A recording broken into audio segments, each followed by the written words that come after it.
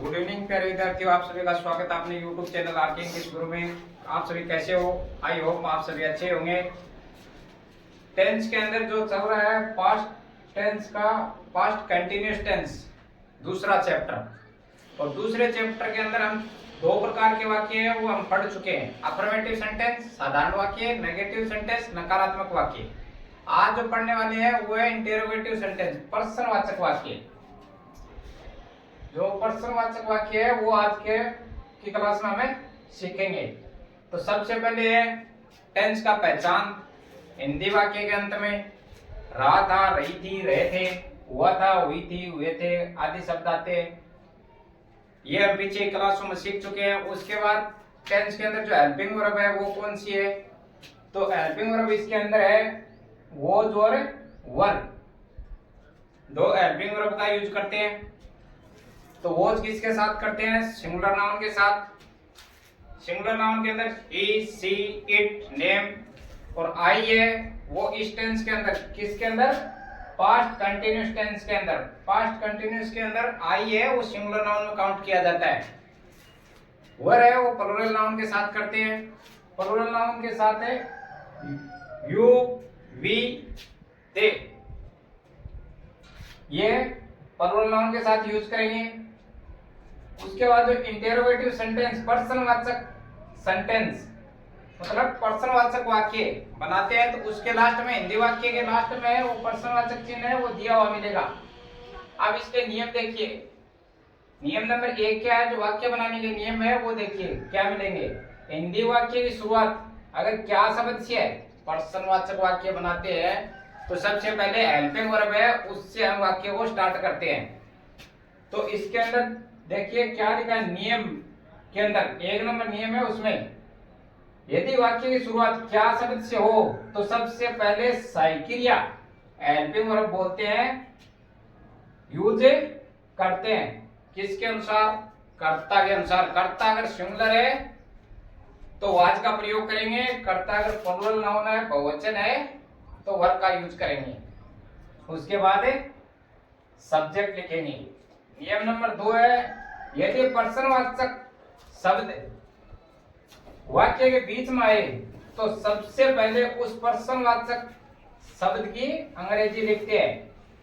Sentence के बीच में अगर प्रश्नवाचक शब्द जैसे क्या, क्यों, कब, कहां वो आए तो सबसे पहले उसकी अंग्रेजी है वो लिखते हैं। उसके बाद जो शेष नियम 1 है वैसा ही इसमें हम वाक्य बनाएंगे।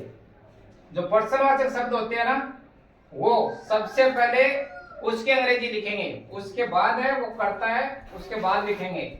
नियम नंबर 3 है वर्ब की फर्स्ट फॉर्म में आईएनजी लगाते हैं। इस टेंस के अंदर किस टेंस के अंदर? पास्ट कंटिन्यूअस टेंस के अंदर मेन वर्ब है उसके अंदर आईएनजी जोड़ा जाता है। आईएनजी जोड़ने से वाक्य का सेंस है वो रहा था, रहा है, रही है, रहे, ये सेंस रहता है। और जो हेल्पिंग वर्ब है उसका यूज करते हैं वो और वर का, उसमें क्या होता है? था, थी, थे, उसका सेंस है वो रहता है। तो अब इसके नियम है वो हम क्लास में सीख चुके हैं। सबसे पहले क्या से अगर वाक्य स्टार्ट है तो साइक्रिया से स्टार्ट करेंगे। और दूसरा जो प्रश्नवाचक शब्द वाक्य के बीच में आए तो सबसे पहले उस प्रश्नवाचक शब्द की अंग्रेजी लिखते हैं। अभी इसको हमें आगे क्लास के अंदर सेंटेंस बनाना सीखेंगे उसमें और बेहतर। अभी इसको फॉर्मूला है वो देखिए। अभी इसका टेंस का पास्ट कंटिन्यूअस टेंस का जो फॉर्मूला है प्रश्नवाचक वाक्य बनाने के लिए सबसे पहले प्रश्नवाचक बनाते हैं तो हेल्पिंग वर्ब है उससे वाक्य स्टार्ट करते हैं। तो इस पास्ट कंटिन्यूअस टेंस के अंदर हेल्पिंग वर्ब है वो वॉज और वर्ब का प्रयोग करते हैं। उसके बाद सब्जेक्ट लिखा जाता है। उसके बाद वर्ब की फर्स्ट फॉर्म और उसके अंदर मेन वर्ब में आईएनजी जोड़ा जाता है। उसके बाद ऑब्जेक्ट। अगर बाकी कुछ बचा वाक्य में तो अदर वर्ड के रूप में लिखते हैं। और लास्ट के अंदर जो प्रश्नवाचक चिन्ह है वो जरूर लगाना है, अदरवाइज तो वाक्य है वो गलत हो जाएगा। ये तो जो 1 नंबर का जो फॉर्मूला है वो तो होगा क्या से वाक्य स्टार्ट है उसके लिए।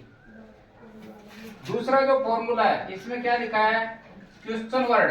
क्वेश्चन वर्ड है तो उसमें देखिए सबसे पहले अगर वाक्य के बीच में प्रश्नवाचक शब्द आया जैसे क्यों, क्या, वो आया है तो सबसे पहले क्या लिखेंगे, उस क्वेश्चन वर्ड की अंग्रेजी लिखेंगे। उसके बाद क्या है, जो हेल्पिंग वर्ब है उसका यूज करेंगे। तो हेल्पिंग वर्ब है वो वॉज और वर है, वो उसका यूज करेंगे कर्ता के अनुसार।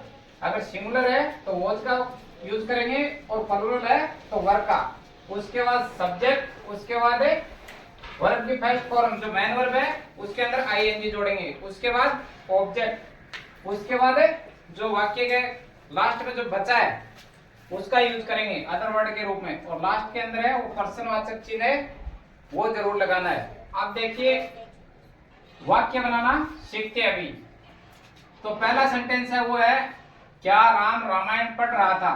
तो सबसे पहले क्या है, टेंस की पहचान करनी है कि टेंस कौन सा है, रहा था, इसका मतलब पास्ट कंटिन्यूअस टेंस। उसके बाद क्या है, पर्सनवाचक चिन्ह। इंटरोगेटिव सेंटेंस है, इंटरोगेटिव सेंटेंस है तो क्या से स्टार्ट है, क्या से स्टार्ट है तो एक नंबर फॉर्मूला है उसको यूज करेंगे। सबसे पहले क्या है, हेल्पिंग वर्ब साइकिरिया है उसका यूज करेंगे। साइकिरिया और सब्जेक्ट का हमेशा मेल होता है दोनों का।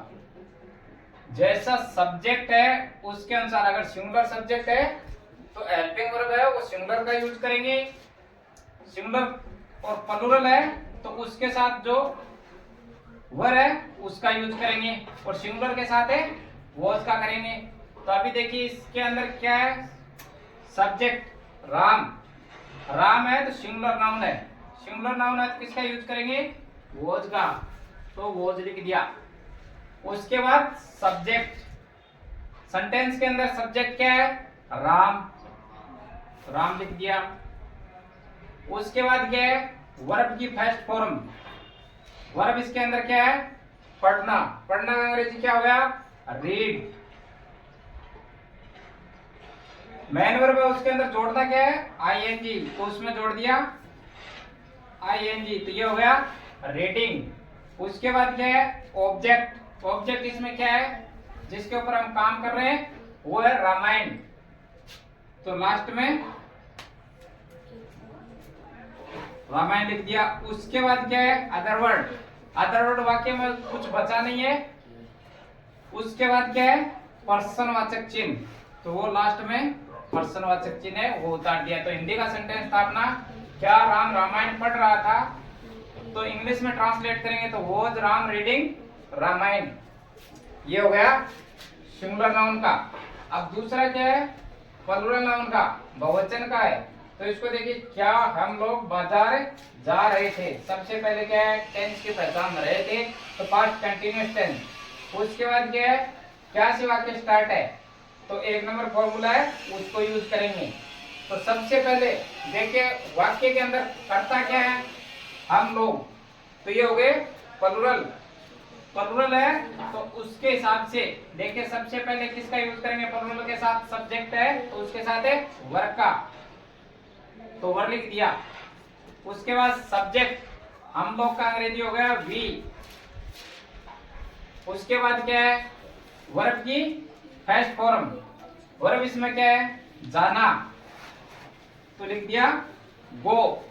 मेन वर्ब है तो इसके अंदर जोड़ना क्या है, आईएनजी, तो ये हो गया गोइंग। जाने के लिए प्रीपोजिशन किसका यूज करते हैं, टू का। उसके बाद क्या बचा है, ऑब्जेक्ट, तो सेंटेंस में ऑब्जेक्ट क्या है, बाजार जा रहे हैं तो टू मार्केट, और लास्ट में पर्सनवाचक चिन्ह। तो अपना हिंदी का सेंटेंस था क्या हम लोग बाजार जा रहे थे, तो अंग्रेजी में उसको ट्रांसलेट करेंगे तो were we going to market. अब ये दो सेंटेंस है, एक तो था सिंगुलर का, दूसरा था प्लूरल का। अब नीचे 3 नंबर और 4 नंबर जो सेंटेंस दिए ये 1 नंबर रूल के थे। अब 2 नंबर रूल है उसमें क्या था, पर्सनवाचक शब्द है वो वाक्य के बीच में आए। तो देखिए इसमें स्टार्ट किससे है, सब्जेक्ट से है, सब्जेक्ट से स्टार्ट है तो इसमें पर्सनवाचक चिन्ह है वो क्या है, बीच में आया, जैसे क्यों। और 4 नंबर सेंटेंस है इसमें आया बीच में क्या, दोनों के पर्सनवाचक शब्द है वो बीच में आया। पर्सनवाचक शब्द बीच में आता है तो सबसे पहले जो क्वेश्चन वर्ड होता है ये पर्सनवाचक शब्द, सबसे पहले उसकी अंग्रेजी लिखेंगे।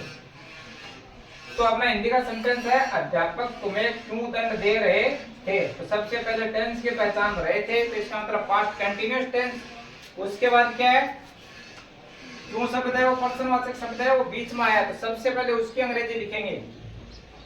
तो क्यों, उसका अंग्रेजी हो गया व्हाई। उसके बाद क्या है, हेल्पिंग वर्ब। हेल्पिंग वर्ब किसके अनुसार यूज करेंगे, सब्जेक्ट के अनुसार। तो इसमें क्या है, अध्यापक तुम्हें, तो दे।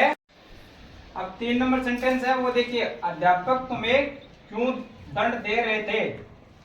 तो सबसे पहले टेंस का पहचान, दे रहे थे, लास्ट में क्या है, रहे थे। उसके बाद क्या है, पर्सनवाचक शब्द है, वो वाक्य के बीच में आया है। तो सबसे पहले उस पर्सनवाचक शब्द की अंग्रेजी लिखेंगे। तो क्यों, वो हो गया व्हाई। उसके बाद क्या है, अध्यापक। तो इसमें देखिए अभी क्या लिखा है, अध्यापक के लिए क्या है, वॉज या वर में से यूज करना है। तो इसमें क्या है, अध्यापक, तो अध्यापक के लिए किसका यूज करेंगे, वॉज का, वॉज। उसके बाद क्या है, सब्जेक्ट, तो द टीचर।